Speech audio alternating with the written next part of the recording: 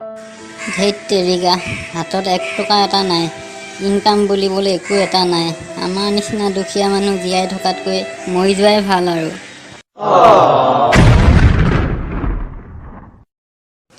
খুৰা, আপুনি কোন আকৌ? একে যাদু নিচিনা ভটংকে চকু আগত ওলাই গ'ল যে। মই যম ৰজা, তুমিয়ে দেখোন কৈ আছা তোমাৰ নিচিনা মানুহ জীয়াই থকাতকৈ মৰি যোৱাই ভাল। এতিয়া মৰা তুমি, মই তোমাক লৈ যাবলৈ আহিছোঁ। মই দুখীয়া হ'লো বুলি ধেমালিও কৰিব নোৱাৰিম নেকি?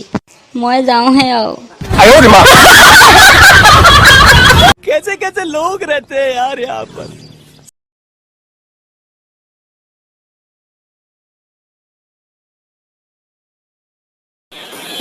ভাত চুবালে শিলগুটিহে চুবোৱা যায়।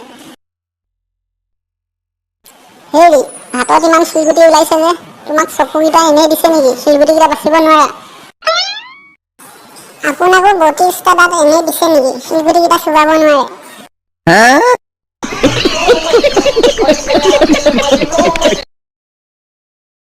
Good morning student.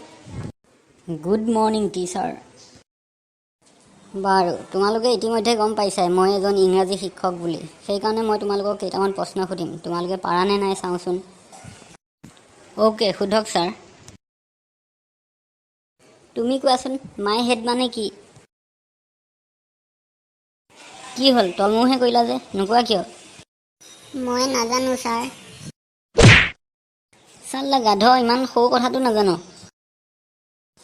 এইবাৰ তুমি কোৱাচোন, মাকক যদি ইংৰাজীত মম বুলি কয় তেতিয়াহ'লে মাহীক ইংৰাজীত কি বুলি ক'ব?